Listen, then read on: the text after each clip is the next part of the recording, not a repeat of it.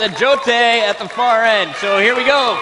All 8 players are ready. Let's get this game number 1 started. It's Trenches Team Deathmatch. So here we go. Quinn, updated game type since the beta. Yep. What are some of the biggest changes we're going to be seeing in this game? Well, what you're going to see, especially on Trenches, is we've done a lot to make this map much more robust and much deeper than what it was in the beta. So definitely keep an eye on the new area we added called the Caves, and players are going to use that to get really good flanks and team strategy going on. And so as we get here in the match, for sure, you might in the beta you definitely had some issues where people would get trapped back in this area trying to get out. And so what we could run into with spawn camping, and that was really bad. So we wanted to try to definitely alleviate that issue with the level design.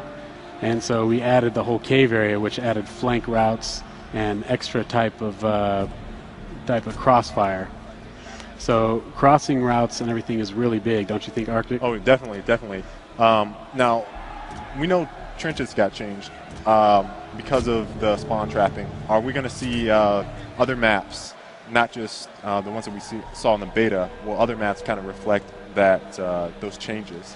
Oh yeah, most definitely. The beta taught us a lot about the issues we had in regard to that. And so once that came online, we tried to really hit those other maps hard and try to go really full on in keeping people from getting spawn traps. So we added lots of extra routes. And you'll definitely see that come September 20th when you get the full deal, which is what you're getting here right now. This game is not a work in progress, guys. This is the game that when you go and pick up September 20th, this is what you're going to be playing.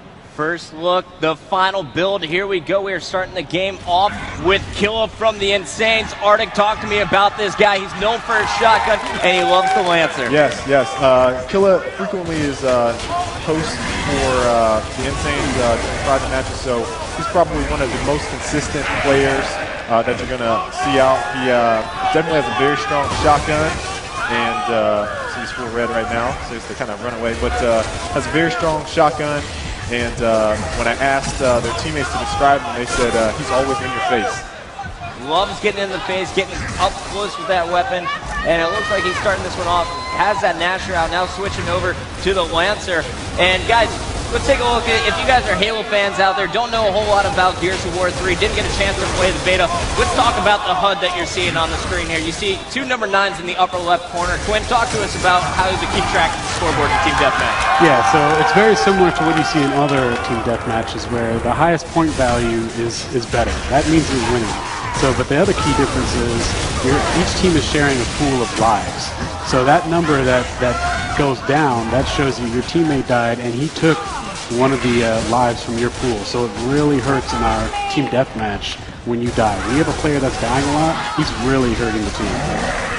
Right now, Nick Merckx taking all kinds of pressure here. We got Ramen Noodles holding up the dead body, using it as a protector here. And it looks like we got Nick Merckx just trying to stay down in the cover, getting a nice active reload. These pro players never miss that active reload. Yeah. Now, you notice they're kind of taking the high side on this map.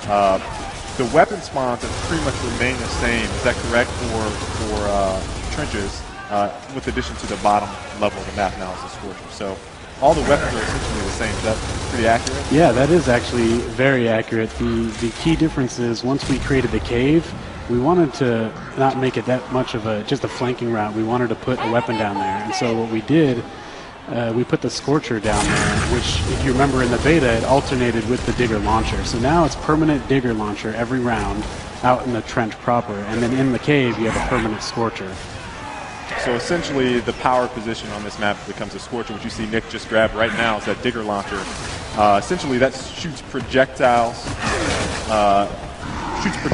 into the ground, underground, and will kill enemies. Very good for getting players out of setups or power positions. Yes. Nick Merckx taking all kinds of damage here, guys. He has that Digger, and he's just looking to use it now, trying to stay behind the wall safely. Looking over here at all 4 members of Team Epic, it looks like they were down in the caves, now trying to make their way back up top, but the Insanes are definitely holding top control so far. Yes. now that they have that digger, they can kind of camp it out a little bit and set up. And Nick is probably trying to, yeah, there he is, trying to pull that shot off. But he's getting shot in his back. That flank position right now is just crucial to kind of hold. There we see that it's going to be Jote NNY taking down Nick Merckx. And it looks like we have our team out of respawn now as the Locusts are pushing in. All of the Insanes pushing up with their shotguns. We saw the snub pistol there. Nice shots through the wall, picking up the down here. And it looks like Z-Killer going off at the end of this game. The Insanes taking it to Team Epic, but Team Epic making it really close in our first round. Yeah, definitely. Now, one of the things that a lot of people always wonder about with Gears is kind of map design and how you guys kind of take changes and add different elements to the map. In Gears of War 3, what do you think was the design process for maps? Like when you think about symmetrical maps versus asymmetrical maps, and how you guys kind of balanced it for each map? Yeah, that's actually a really good question. We don't necessarily have a thing against asymmetrical maps. We definitely try to keep them symmetric because we like to keep that balance, but what we really like to push for is visual asymmetry. And what I mean by visual asymmetry is the geometry in the map is the same as far as the play space, but the locations look different. And that we thought that really helped with accessibility, so people can jump in, they can easily learn the maps, and it's great at the upper levels as well, because the pro players, they could say, hey, I'm over here at the watchtower, or I'm at the minecart spawn, and it makes sense because there's actually minecarts in the map. So it's symmetric. Wombat rolling right up there in Z-Killer's face, taking him down with the sawed-off. We are switching our screen to Wombat. First time we are seeing the Epic Games testing team. And talk to me a little bit about Wombat here, Quinn. What kind of weapons does he like to use, and what character is he playing right now? Yeah, Alex, he definitely is a Lancer guy, and he became pretty much known in the Epic offices as using the sawed-off pretty well as he moves around the environment and trying to get people caught like that. And the character he's actually using is called Griffin. And Griffin is actually a pretty big role in our game in regards to single player, and he's actually voice played by Ice-T. So you got Ice-T in your game? Yeah, straight up, we got Ice-T, the Ice-T. That's pretty awesome. For sure. So far at the start of this game, it looks like we have a stronger start here from Team Epic. Yes, they're up 10-6, so they have the advantage right now, and it looks like Insanes are still trying to figure out how they can kind of lock down this map right now. You see they're all kind of huddled around that lower level area. I think they're just trying to figure out how to utilize that map, or how to. Nice. They're getting crossed really well. This is incredible teamwork here out of Team Epic, and the scoreboard shows it. 10-4 in terms of respawns left here, with Team Epic really just taking it to the Insanes. They haven't lost their life yet. True. Now, I'm taking a look at Ramen Noodles. I know we're on Griffin right now, but he has the Hammer Burst. We're not restricting weapons in this. If you guys are watching, you guys are probably used to those Lancer starts. But can you kind of talk about some of the weapon changes as far as like the Retro Lancer, Hammer Burst, what was tweaked in the final game?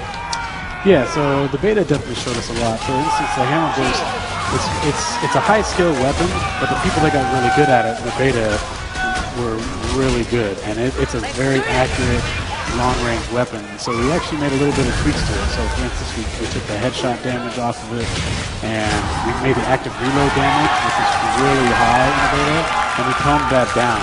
And so there was little nudges here and there, but we really felt like it helped that weapon out a lot. And then the other big-time weapon was the Retro Lancer, which obviously community-wise, that had a lot of complaints. Can you kind of talk about, no one's using it right now, but can you kind of talk about some of the tweaks that were made to the Retro Lancer? Yeah, you know, the Retro Lancer was one of my favorite weapons in the beta, and it's not because it was so overpowered, it was actually because we learned a lot from it, and that's what was genius about having a beta, is you guys, the players, you really showed us what was wrong with it, and that, I mean, we could have shipped the game that way, and we would have been like, oh no, the Retro Lancer is just so overpowered in the way that you hip fire it. So if you guys didn't play the beta, retro, the hip fire on it was insane as to how accurate it was. There was no recoil on it, and you could just nullify shotgun users and everything. They're in their last kill right now. Ramen going off there. Oh, yeah. We got Wombat doing damage there with some mortar strike action. 8 respawns left here for Team Epic. They got round 2 all but locked up at this point. And right now you are watching Backstab, and Backstab arguably the best player on the stage right now. Arguably. Yeah, definitely. He's showing out right now. It's really giving the Insanes a little run for their money. You can tell they really have this map on lock, so Insanes really couldn't move at all once they got those power positions. They kind of balanced it up. They had 2 guys up top, 1 guy holding that middle. Oh, the execution. They're just watching the victory there. Give it up for Epic Games taking round 2. So it is all tied up 1-1 after 2 rounds. We're going into the game deciding round 3 right now. Ramen Noodles dropping 7 kills with 5 downs. Great series so far for him, and here he comes off the start of this game. Actually, as we're watching, Backstab is going to be pushing up and immediately goes for those grenades. You know, I actually got a question for you, Arctic, and that is, do you think the Insanes just threw that last round? I don't know. I mean, that was a pretty brutal round for them to play. They might have turned it off a little bit, trying to have some fun. I don't think they expected that crossfire that they saw at the start of the game. That was just amazing team shot we saw out of the testers. The interesting thing is that kind of opened up with the sawed-off kill. So that's another weapon that a lot of people talk about, and you know, it's been explained multiple times that it was a perception versus statistic thing. Yep.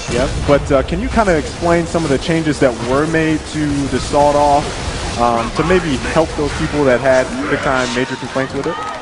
Yeah, you know, we didn't really change that much to the sawed-off, but we did look at the that major issue that people had, which was, hey, you know, it downs me, it shoots me from too far away, and it makes me go down but not out, and that could be frustrating. And so what we did is we looked at it and we tweaked it just a little bit so that if you get shot with it and it's outside that range, you're actually not going to get down. But it does do a little bit of damage, so you can get downed by the sawed-off, but that's only if you know, you're getting wounded by someone else shooting you, and then that little bit of damage with the sawed-off just barely puts you over the edge. Okay. So it doesn't do that issue that it had in the beta. It's going to be jibbing a lot of people.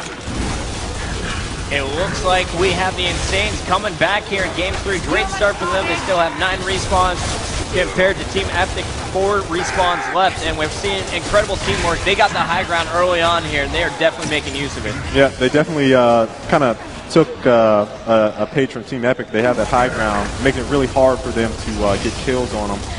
And if you notice that you can't really flank underneath because they're so high, the only way you can kind of cross them is from shooting down low. So it really makes it a crossfire map, and Predator is actually using the hammer burst kind of evening the score.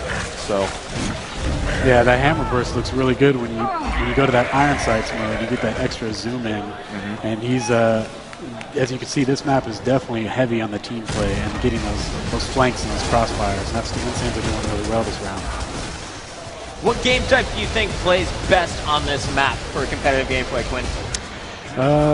You know, that's actually a really good question. I think Team Deathmatch definitely benefited from adding the cave. It was always internally a great execution map. You really had those strong fronts, but Team Deathmatch, I really love playing this map. I think it's the most fun in Team Deathmatch for sure. Right now you got Predator moving up here for some final kills with the Nasher. He is going to be working with Nick Merckx. And it looks like you really just have all 4 members of the Insanes charging after Ramen Noodles and Backstab. And here's the Scorcher down low. Predator getting out of there just in time, pushes around the corner. There's the Nasher, and right in your face, Backstab goes down. Oh, with the execution. So there you go. And in our first matchup, we have the Insanes winning it 2-1. Incredible gameplay from all 8 of our players. Give it up for the Insanes, guys. You kind of have to wonder, did they throw that first round, that second round? That's what I asked you, man. I think it was the spawns. You know, it was totally the spawns.